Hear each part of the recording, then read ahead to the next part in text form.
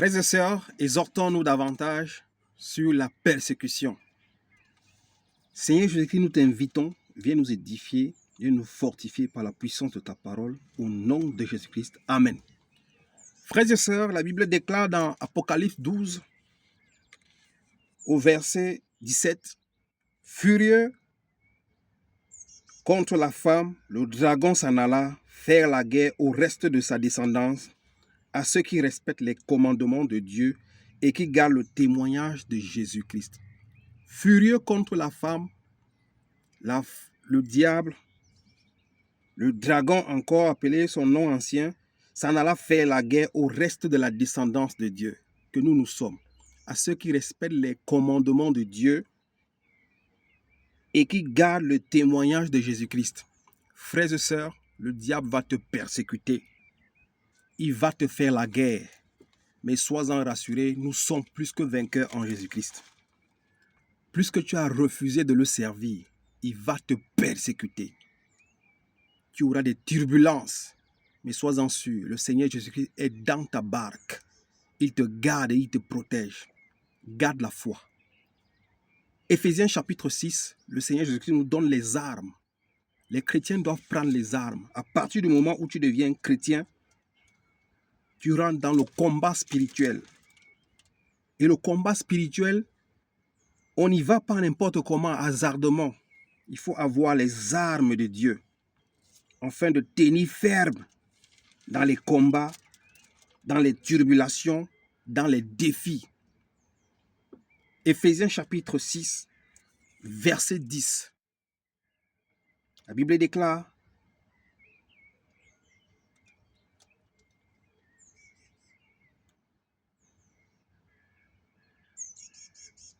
« Enfin, mes frères et sœurs, fortifiez-vous dans le Seigneur et dans sa force toute puissante.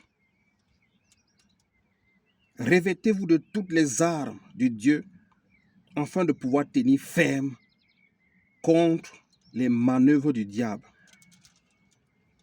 Revêtons-nous des armes puissantes de Dieu afin de pouvoir tenir ferme contre les manœuvres du diable.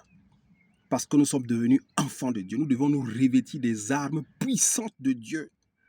L'apôtre Paul dit, le royaume de Dieu n'est pas seulement une histoire de parole, mais de puissance. C'est pour ça que nous devons être revêtus de l'Esprit de Dieu afin de vivre la puissance de Dieu. Nous devons être sanctifiés. Nous devons vivre la purification afin de vivre la puissance de Dieu. En effet, ce n'est pas contre l'homme que nous avons à lutter, mais contre les puissances, contre les autorités, contre le souverain de ce monde de ténèbres, contre les esprits du mal dans les lieux célestes. Le combat spirituel des chrétiens n'est pas avec les hommes. Nous n'avions pas à lutter contre la chair et le sang. Le diable étant rusé, il ne viendra pas de face pour te combattre. Il va utiliser les autorités mystiques, les puissances célestes du monde des ténèbres. Il va utiliser les esprits malins. Il va utiliser des maladies. Il va utiliser des hommes qui va posséder par des esprits démoniaques pour t'attaquer.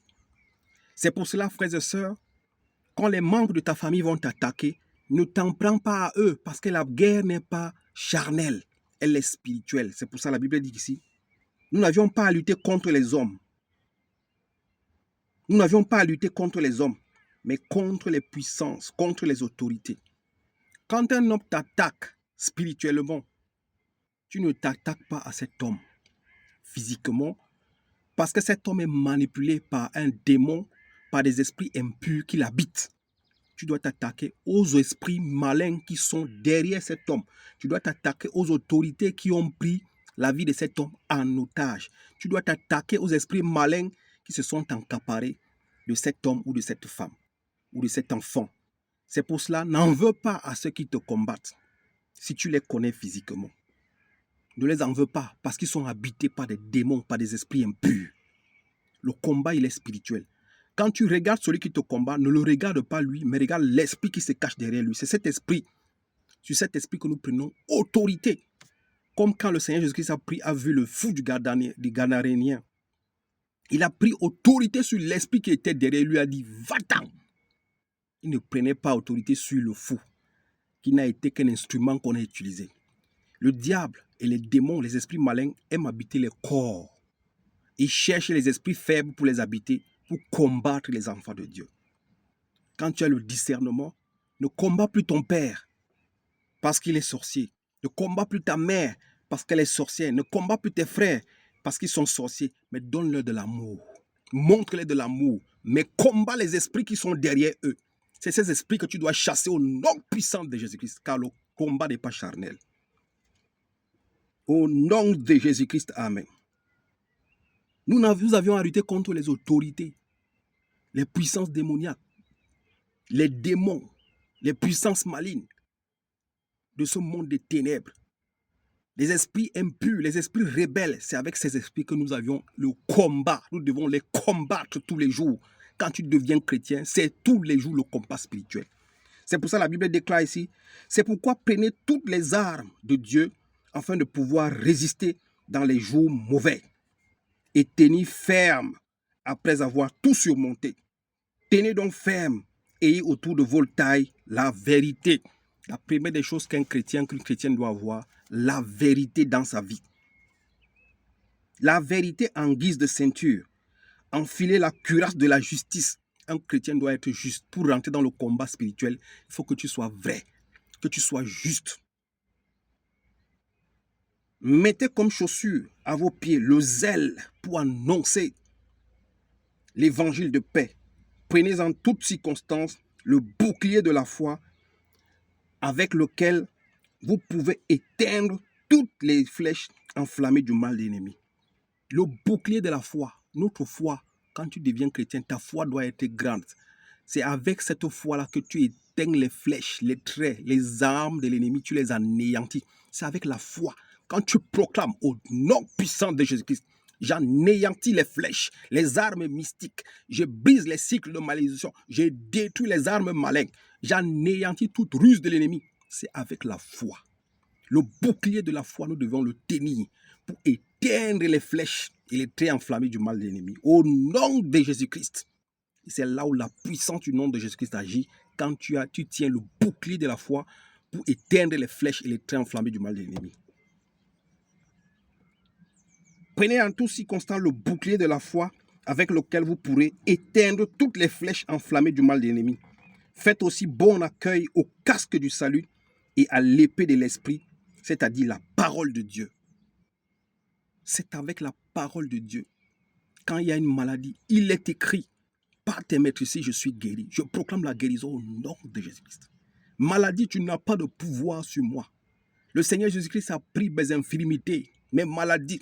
Je proclame la guérison. Au nom de Jésus-Christ, la guérison vient. Esprit de fièvre, tu n'as aucune place dans mon corps, car mon corps est le temple du Saint-Esprit. Là où il y a l'Esprit de Dieu, il y a la vie. Tu dois proclamer l'ainsi dit l'Éternel, le bouclier de la foi, l'épée de l'Esprit, la parole de Dieu, tu dois la tenir pour anéantir les armes de l'ennemi au nom puissant de Jésus-Christ. Ne crains pas, mon frère. Sois fortifié au nom de Jésus-Christ. Faites en tout temps, par l'Esprit, toutes sortes de prières, de supplications. Veillez à cela avec une entière persévérance, en priant pour tous les saints. Faites en tout temps des prières, de supplications. Veillez en cela avec une entière persévérance, priant pour tous les saints. Prions pour les uns et les autres. Veillons dans la prière. Et le diable ne pourra pas. Dans le livre de 1 Jean, on dit, le chrétien se protège lui-même. Tu dois te protéger d'abord toi-même avant que Dieu ne te protège. Nous avions la victoire en Christ Jésus. La Bible déclare, nous serons combattus, mais on ne nous vaincra jamais. Tant que nous avions la couverture, si le Seigneur Jésus-Christ est le juge, qui va nous condamner? Qui va nous séparer de son amour? Personne, ni la mort ne pourra pas nous séparer. Mais la décision revient à nous. C'est pour ça que le Seigneur Jésus-Christ disait à ses disciples, priez en tout temps, afin d'éloigner la tentation. Le chrétien doit prier en tout temps. Tu dois être à l'offensive. En tout temps, tu dois prier afin d'éloigner la tentation. 1 Pierre chapitre 5, verset 8 nous dit « Soyez sobres, restez vigilants. Votre adversaire, le diable, rôde comme un lion rougissant, cherchant qui dévorerait. » La Bible au 9, on dit « Résistez-lui avec une foi ferme, une foi inébranlable. » Le diable va te combattre. Mais la Bible te déclare ici, résistez-lui avec une foi inébranlable. N'aie pas peur, ne tremble pas, résiste-lui, peu importe la tentation, résiste-lui avec une foi inébranlable.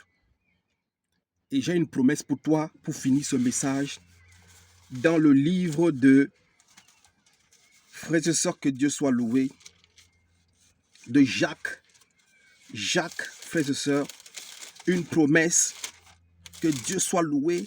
Le chrétien doit rester constamment en prière afin d'éloigner, de résister, d'éloigner le diable de lui. Tu dois rester constamment dans la prière. Jacques chapitre 4, verset 8 ou 7, si je ne me trompe pas. La Bible déclare, verset 10. Frères et sœurs, nous sommes plus que vainqueurs en Jésus-Christ.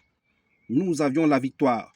Jacques chapitre 4, verset 7, la Bible déclare, soumettez-vous donc à Dieu, mais résistez au diable et il fuira loin de vous. Soumettons-nous à Dieu en faisant sa volonté, mais résistons au diable et il fuira loin de nous. Nous devions résister au diable. Peu importe les tentations, on doit résister. On doit le résister avec une foi inébranlable et il fuira loin de nous. Nous avions la victoire. Dieu soit loué, lui qui nous fait toujours triompher en Christ Jésus.